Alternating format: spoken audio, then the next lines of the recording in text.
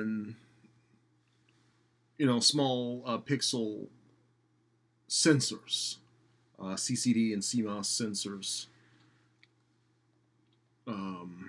with maybe even a wider aperture, being hence the OTUS name. The 24 again. Here's our 21 again. This is the king of the night, Noctilux f.95. Again, that is not my lens. I pulled these images off the internet, and like I said, this is an $11,000 lens, and don't panic. It may seem like a lot of money, but surely you've seen these cars going to auction lately on Mecum and Barrett Jackson. Old cars fetching hundreds of thousands of dollars. Mustang Mach 1s, Corvettes, C1, C2s, you know, Carroll Shelby vehicles. So an $11,000 Noctilux introduced in 2008 versus 2008 Harley Electroglide. You know, it's no comparison. So this is the thing that started it all. If I had the money back in 2003 for this lens, this is the Carl Zeiss Tele Super Achromat, 300 millimeter with maximum aperture of f2.8 for the Hasselblad 200 series. If I had the money for that, I would have made the investment then. I find these on eBay fetching prices that frankly compete with Zeiss Master Prime sign lenses, individual lenses, with Leica Summilux C sign lenses. We're talking tens of thousands of dollars. I think the last time I saw one of these on eBay was a couple of years ago, $27,000. Okay. Bear in mind the Hasselblad 200 series were film, medium format cameras. And again, hopefully Zeiss, if you are watching this, you will reincarnate this optical formula into the OTUS line.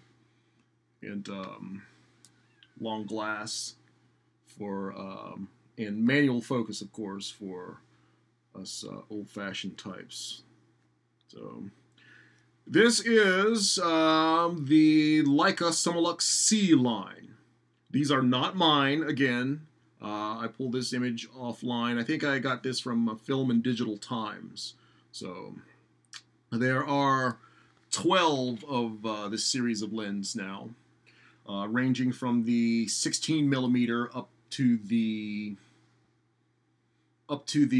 135 millimeter, I do suppose. Band Pro was selling an 8 lens set for $198,000 a couple years ago. So now there are 12 in the series, and I can only stagger to wonder what the cost is nowadays. This is the wonderful Zeiss Master Anamorphic, of which there are 7 in this series. And I recently priced these on ablesign.com. The 7, you're looking at $300,000. So for $300,000, you can get 7 Zeiss Master Anamorphics to buy and hold, or to rent, you know, to film crews, film companies, camera crews. Or you could buy 2 Patrimony Grand Complication Vacheron Constantin watches. You know, or Patek Philippe, or a case of 12 bottles of Domaine de la Romanée-Conti Montrachet or Romanée-Conti Burgundy. So, Bourgogne. The case of 1982 Chateau Petrus, you name it. There's so many things to invest in. Here are just a few Leica Similux Cs. I believe this is the 8 set. It looks like 8. Kind of hard to see with all the glare and stuff. So, fantastic lenses. Buying and holding, not utilizing, I'm not trying to go out and shoot the 10 Commandments or the Godfather. I just want to buy and hold and sell 20, 30 years from now. So here's our 135 millimeter, the Leica Similux C attached to a Sony f6.5 Cine Alta motion picture camera. These are Zeiss Master Primes. These are the big boys. There are 16 in that series now, ranging from the 12 millimeter to the 150 millimeter. And you'll find those at Otto Niemann's, at Abelsign, and at Band Pro, of course. So, Zeiss OTUS with a cutaway.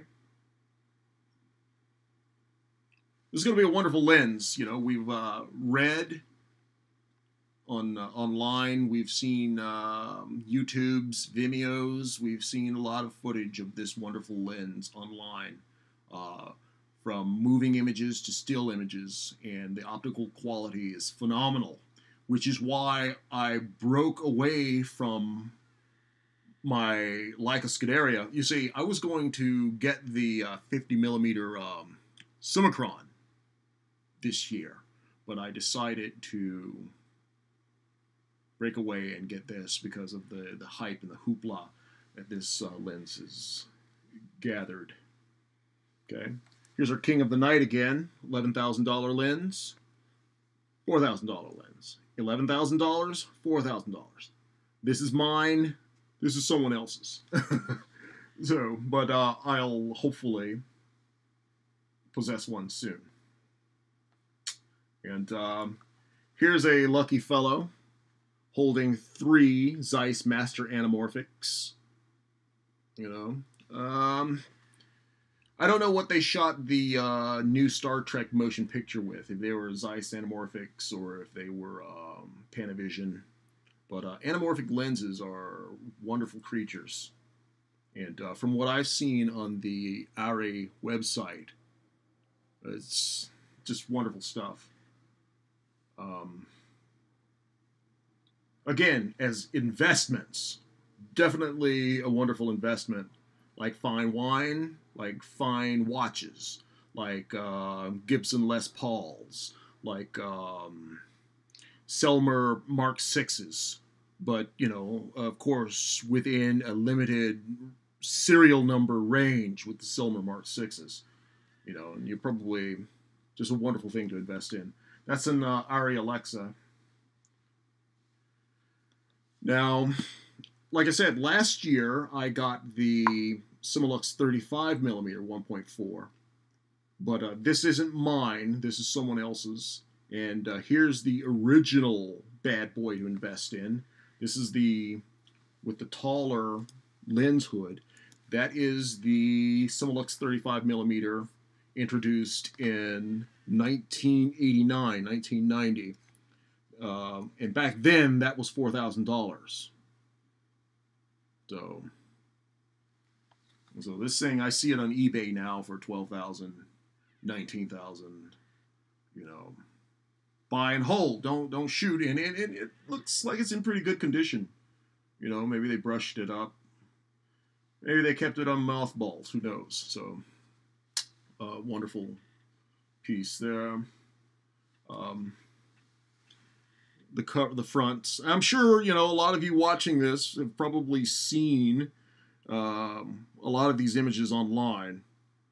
Aspherical spelled out versus the modern floating lens element aspherical, which is abbreviated. And just in a nutshell, wonderful product as investments. The Zeiss OTUS, wonderful tool, wonderful investment.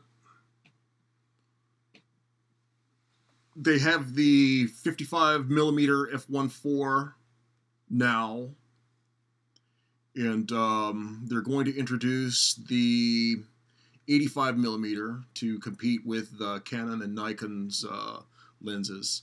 I would like to see from the Contax line maybe the Aposonar, the 200mm 2. Maybe the 300mm Apotessar from Contax.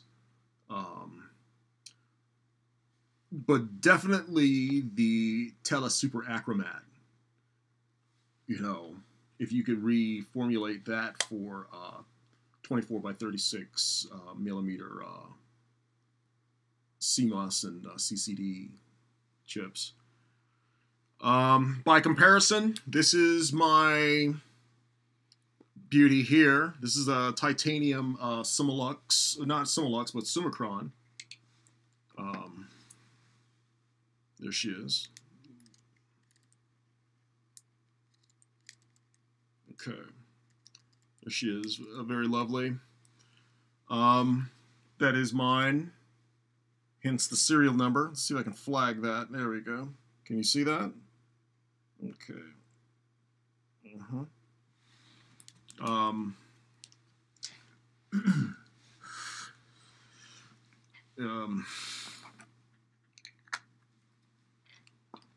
Let's see if I can get the stand back over here.